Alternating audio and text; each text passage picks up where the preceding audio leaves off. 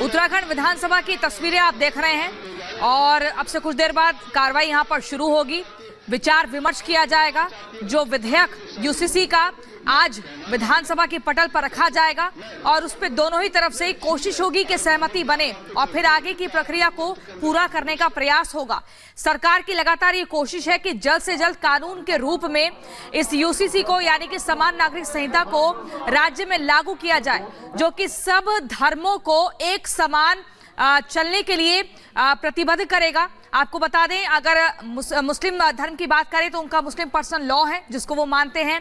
हिंदुओं की बात करें अगर तो वो हिंदू मैरिज एक्ट के तहत अपने बाकी नियमों को मानते हैं और ऐसे ही सिख और ईसाई में भी है। लेकिन अगर यूसीसी आएगा तो सभी धर्म एक ही समान तरीके से विवाह करेंगे। संपत्ति का बंटवारा होगा तो वो भी उसी कानून के हिसाब से होगा और ये समानता लाने की तरफ एक बड़ा प्रयास है बीजेपी का, उत्तराखंड सरकार का।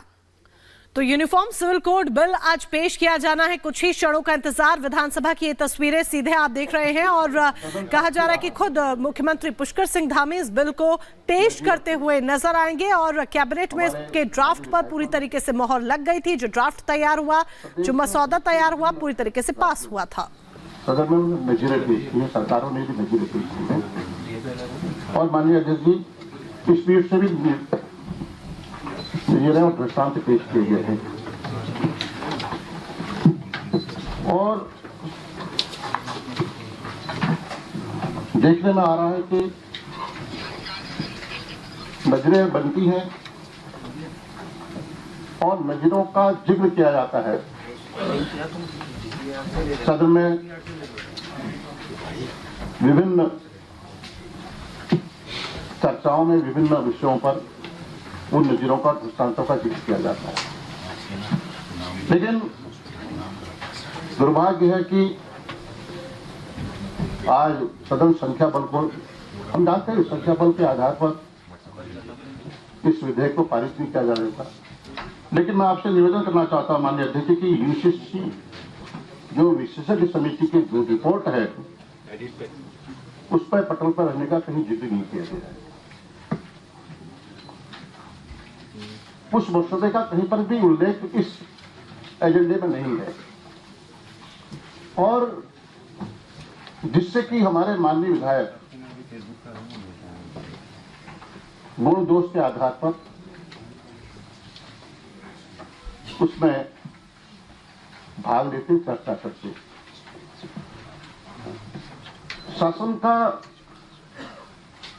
शासन को इतने बड़े विषय पर, इतने बड़े मुद्दे पर विधेयक तैयार किया गया माननीय जी। इसकी रिपोर्ट पहले सदन में पेश की जानी चाहिए थी कि बेहतर होता और निश्चित रूप से माननीय जी ये बहुत बड़ा प्रश्न है जिस पर कार्यमंत्रणा समिति की बैठक में मैं इंगित नहीं कर रहा हूं, मैं कोई अच्छे तरह सच्चाई को बयां कर रहा हूं आपके सामने कि जो हुआ कि संख्या बल को आधार माना गया और कहा गया कि कल ही यह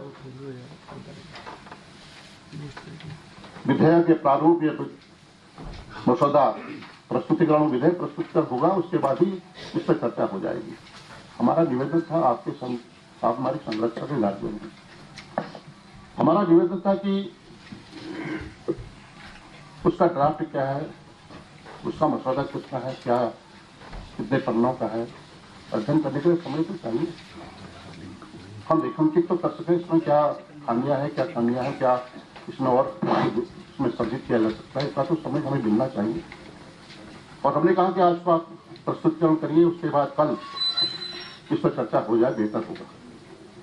लेकिन सरकार का जो पक्ष देखने को मिला, बड़ा दुर्भाग्य है कि विपक्ष की आवाज को या माननीय विधायकों की भावनाओं को जो इसमें वो अपनी बात को रखना चाहते हैं, अपनी बात को कहना चाहते हैं, उससे वंचित किया जा रहा है माननीय। और हद तब होगी माननीय अध्यक्ष जी, प्रश्नकाल को निलंबित कर दिया गया। संसदीय इतिहास में संभवतः ऐसा कभी देखने को नहीं मिला होगा। इस संसदीय परंपराओं की अवहेलना हो रही है माननीय अध्यक्ष जी।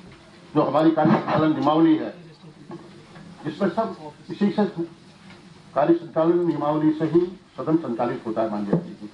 की अनदेखी की जा रही है, नियमों की अनदेखी की जा रही है। जो हमारे माननीय विधायक, जो उनका अधिकार है प्रश्न करने का, और इस सदन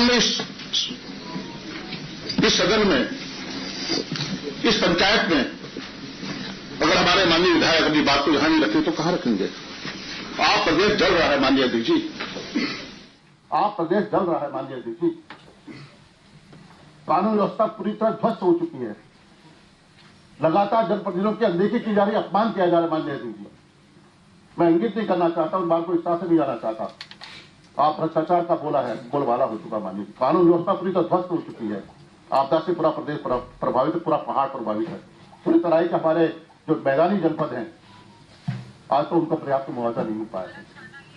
सरकार यहां से घोषणा करती है, इसी सदन से, इसी पीठ से घोषणा होती है कि हम राहत देके मदद करेंगे, लेकिन कार्रवाई नहीं होती। दोषी पर ताजा उदाहरण, लालपुरा ताजा उदाहरण है। और माननीय अध्यक्ष जी, रुद्रप्रयाग से लेकर सीमांत जनपद जितने भी हैं, वहां पर इस तरह का हाहाकार मचा हुआ है। आज तक सरकार ने इस दिशा में कोई पहल नहीं किया। माननीय मुद्दे हैं, अंकिता भंडारी हत्याकांड है, क्या आज तक उसको न्याय नहीं मिल पाया माननीय अध्यक्ष जी? बच्चों के साथ अत्याचार हो रहा है, जुल्म हो रहे हैं, उनके साथ बलात्कार हो रहा है, किसानों के साथ जाति हो रही है माननीय अध्यक्ष जी। भ्रष्टाचार और उद्यान विभाग में इतना बड़ा घोटाला हुआ है और सरकार, हाईकोर्ट, माननीय उच्च न्यायालय निर्देश देता है कि इसकी सीबीआई जांच होनी चाहिए। ये बहुत बड़ा घोटाला है और सरकार सुप्रीम कोर्ट जाती है, माननीय उच्चतम न्यायालय जाती है और सरकार को कहा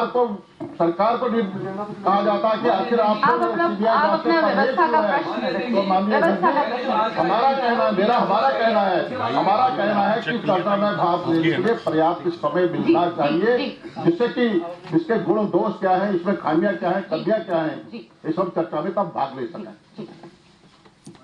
माननीय अध्यक्ष, मैं कोई भाषण नहीं दूंगा। मैं तो मतलब इन्होंने भाषण दिया, वही तो हम कह रहे हैं। भाषण का विषय नहीं है, यही मैं कह रहा हूँ। मैंने यही मैं कह रहा हूँ कि भाषण का विषय नहीं है। अब आप मैं भाषण नहीं दे रहा हूँ माननीय, मैं भाषण नहीं दे रहा हूँ, कह दिया। लेकिन क्या आज के सवाल नहीं है, क्या प्रश्नकाल नहीं होना चाहिए था माननीय अध्यक्ष जी? क्या प्रश्नकाल नहीं होना चाहिए था? क्या माननीय विधायकों की जो अधिकार है उसका अधिकारों का यहाँ पर उन्होंने अपने अधिकारों को यहाँ पर इस्तेमाल नहीं करना चाहिए था? उनका अधिकार है प्रश्न पूछने का।